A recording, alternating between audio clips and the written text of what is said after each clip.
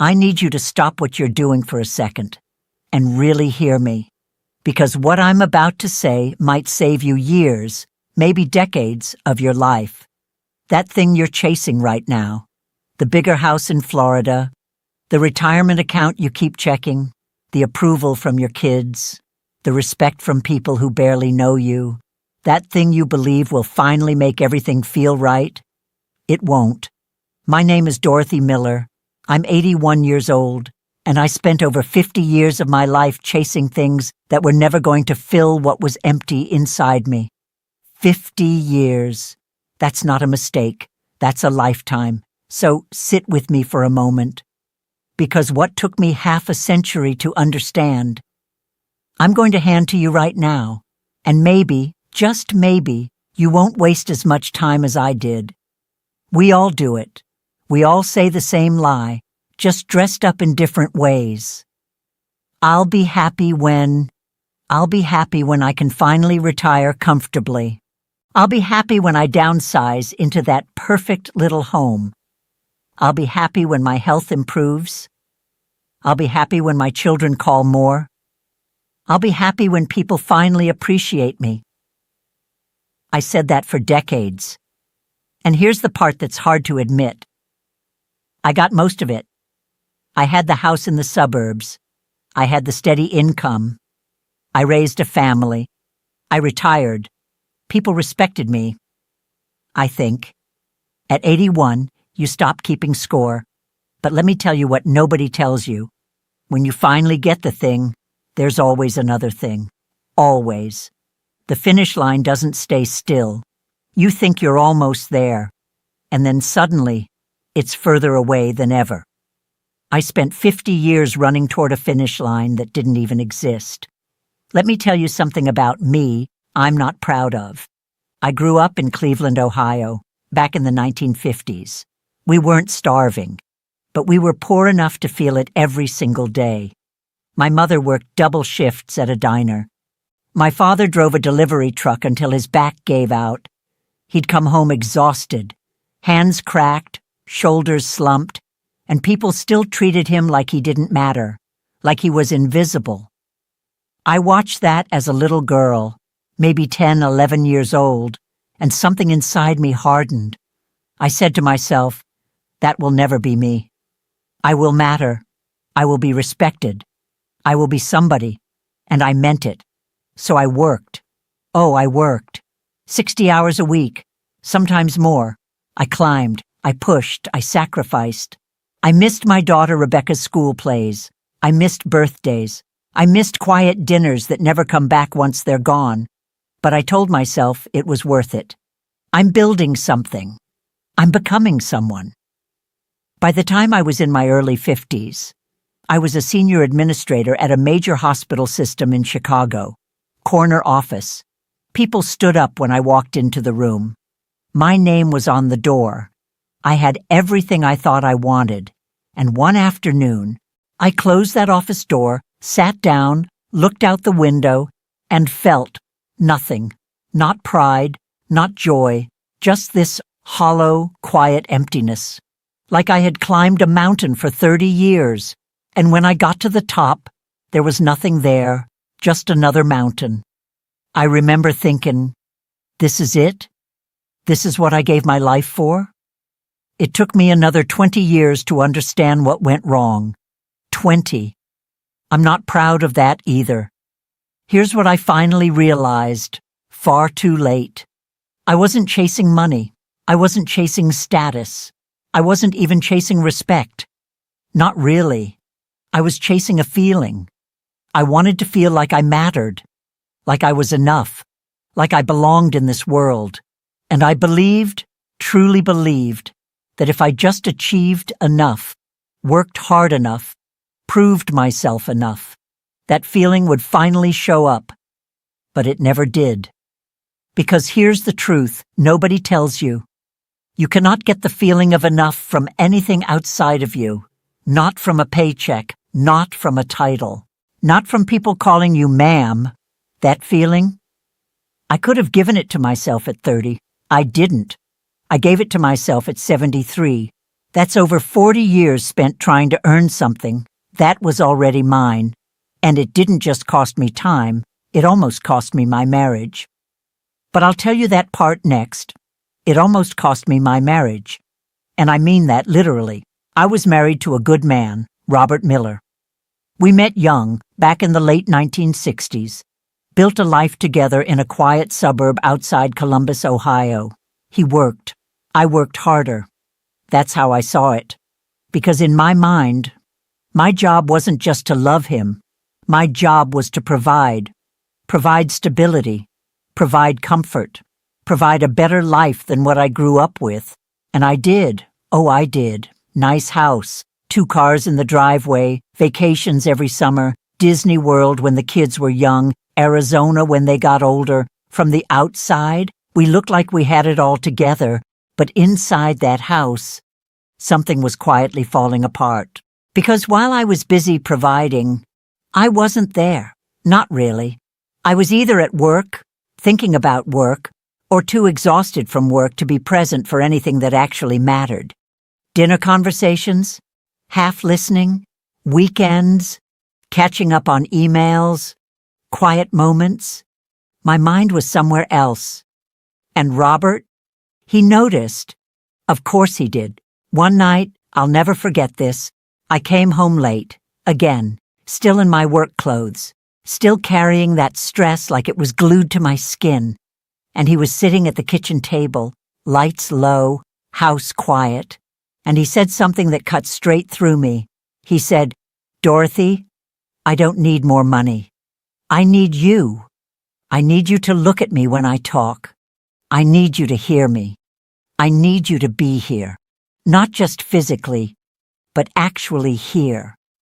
And I remember feeling defensive. I thought, what do you mean I'm not here? I'm doing all of this for us.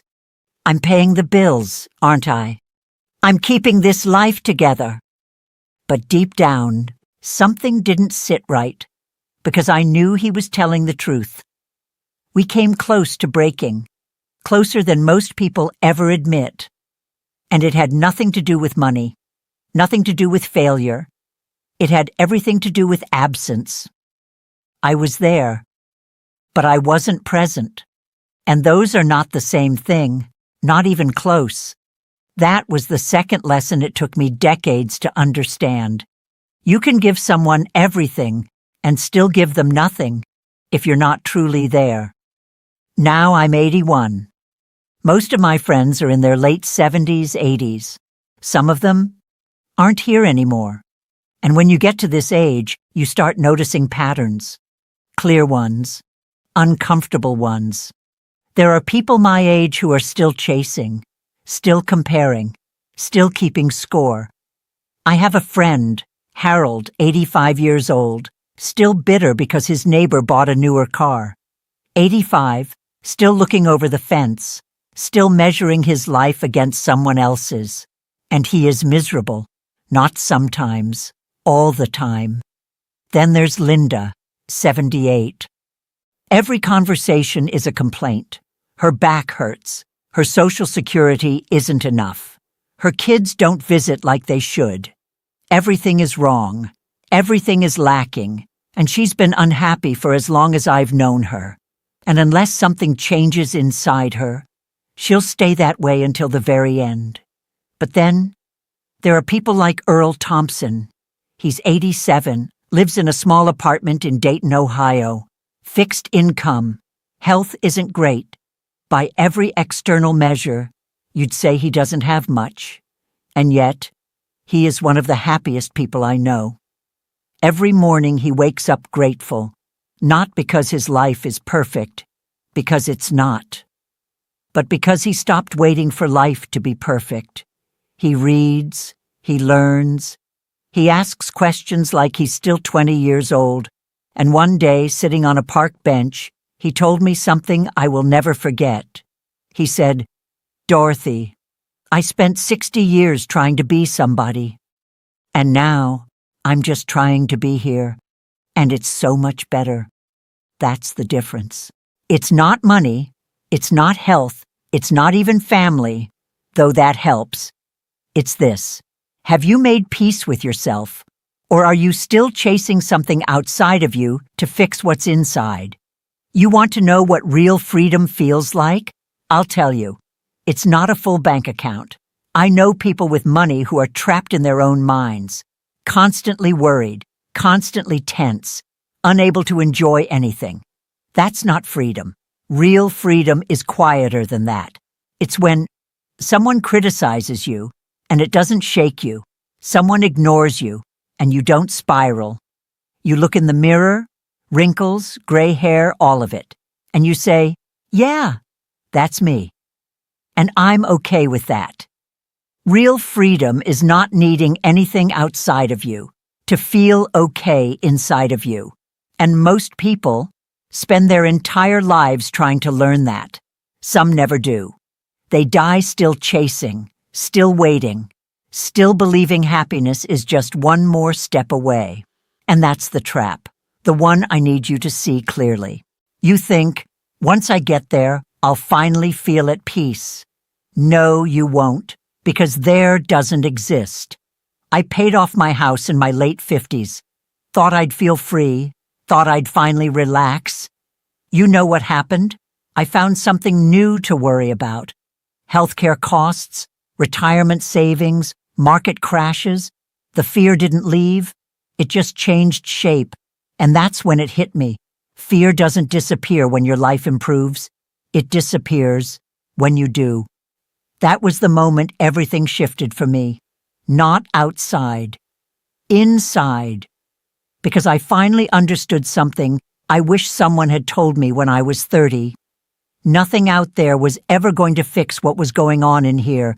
Not the house, not the career, not the approval, not even love from other people. I thought I wanted success. I didn't. I wanted to feel safe. I wanted to feel worthy. I wanted to feel loved. And I was looking for those things in all the wrong places.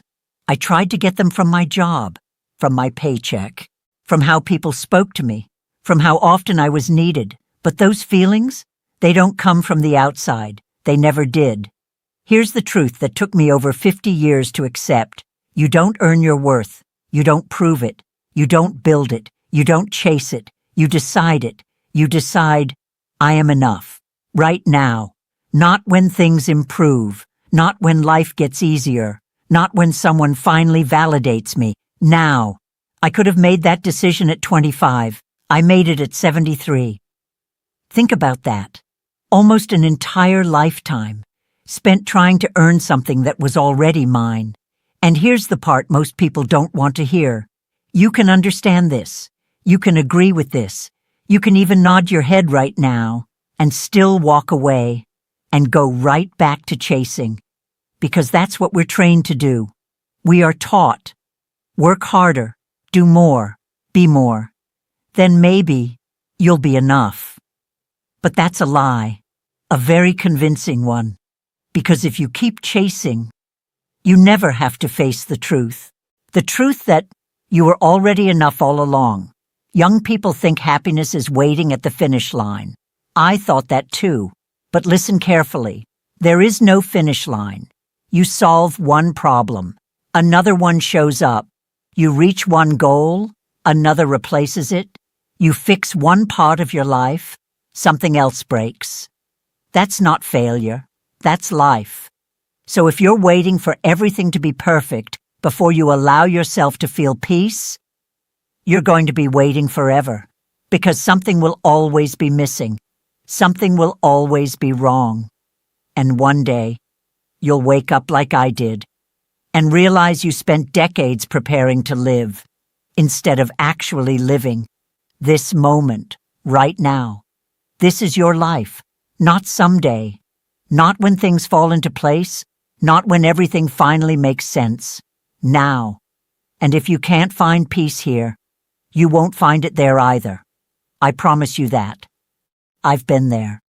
So here's what I need you to take with you. Really take with you. Not just hear. Not just agree with, but actually carry with you when this is over. Stop waiting. Stop telling yourself, I'll be happy when. That sentence will steal your entire life if you let it. It stole mine For 50 years, whatever you think you need to finally feel okay, you don't need it.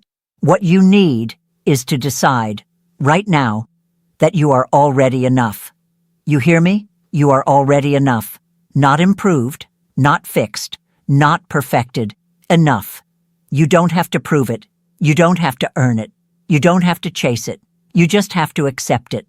I'm 81 years old. I've made mistakes. I've chased the wrong things. I've lost time I can't get back.